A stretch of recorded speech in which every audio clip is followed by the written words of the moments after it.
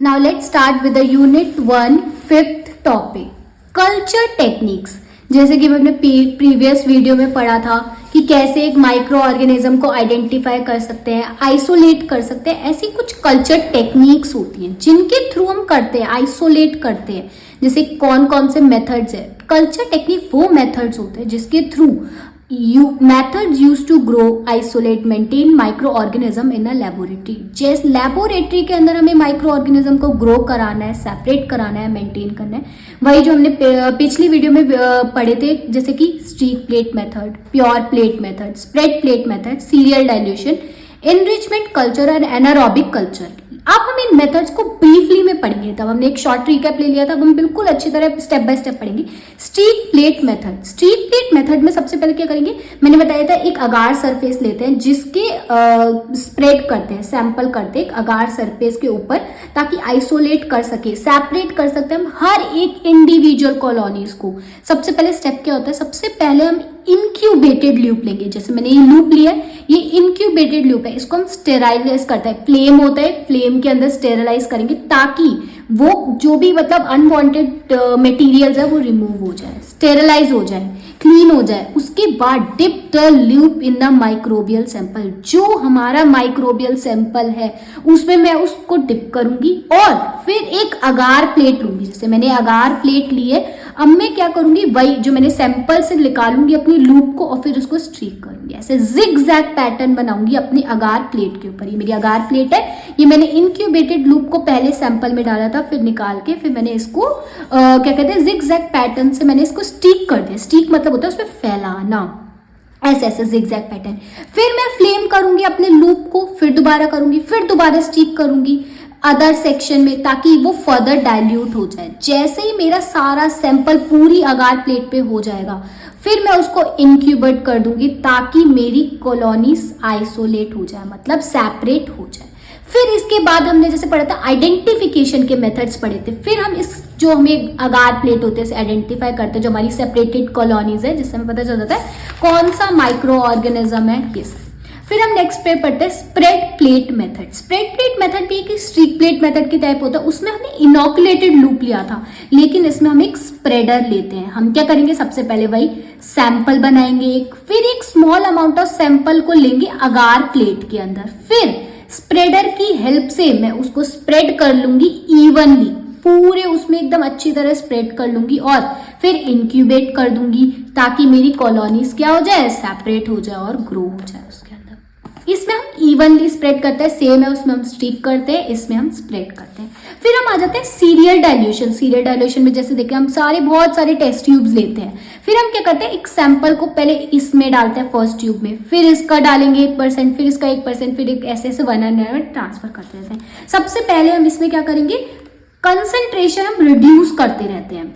जैसे सबसे पहले हम क्या करेंगे, एक स्टेराइल डाइल्यूशन ट्यूब्स लेंगे कंटेनिंग लिक्विड मीडियम, जिसके अंदर एक लिक्विड मीडियम होगा। ये हमने स्टेराइल डाइल्यूशन एक ट्यूब ले लिया है, कुछ भी जिसके अंदर हमारा सैंपल है।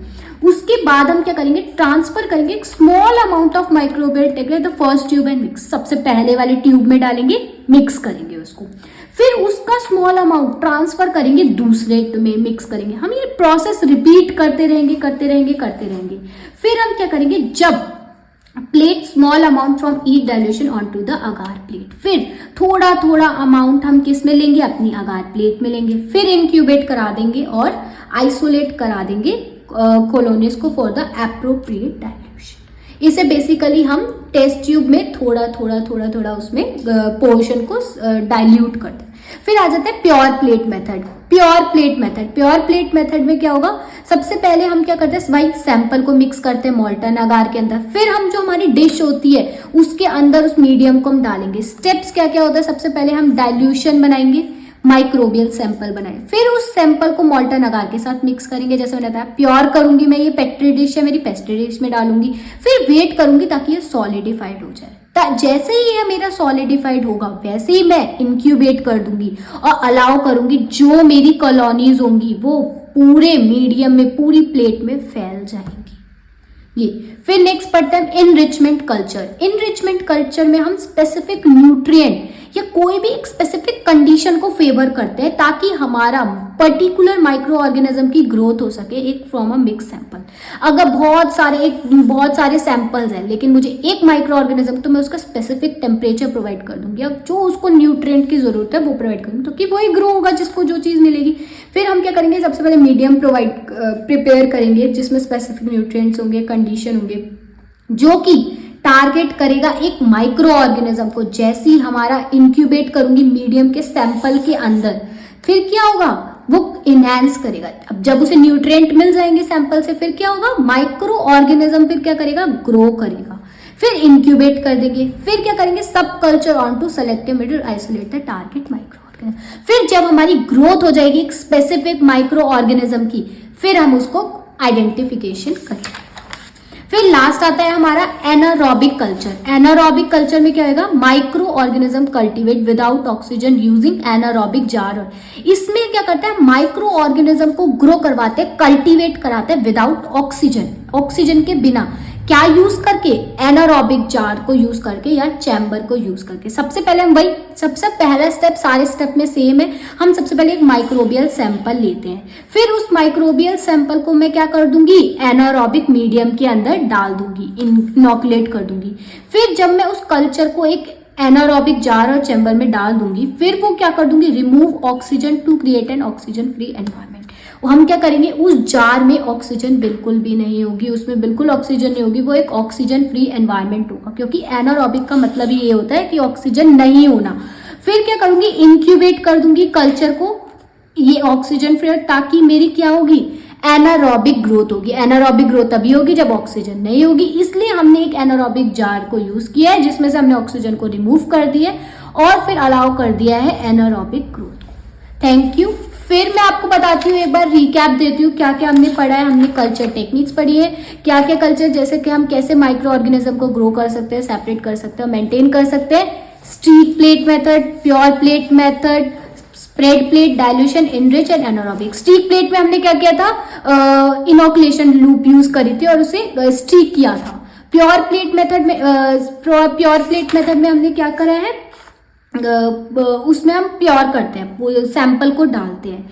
फिर स्प्रेड प्लेट मेथड में हमने क्या किया है, इवनली स्प्रेडर की हेल्प से स्प्रेड किया है। सीरियल डाइल्यूशन में मतलब ये, और प्योर प्लेट मेथड में हम एक अगार प्लेट के अंदर डालते हैं सैंपल को। इनरिच मीडियम में हमने क्या किया, एक पर्टिकुलर कंडीशन प्रोवाइड कर दिया जो माइक्रो ऑर्गेनिज्म की नीड है। एनारोबिक कल्चर में हमने क्या करा है, ऑक्सीजन को रिमूव करके हमने एक एनारोबिक जार के अंदर एनारोबिक ग्रोथ को अलाउ किया है और एक ऑक्सीजन फ्री एनवायरनमेंट दिया है उसे, ताकि हमारा माइक्रो ऑर्गेनिज्म ग्रो कर सके। हम ऐसी पेपर में लिख के आएंगे, जैसे कि मैंने आपको दिखाया, कल्चर टेक्निक्स, नेम लिखेंगे, फिर हर एक ईच टेक्निक्स को विद डायग्राम एक्सप्लेन करेंगे। Thank you.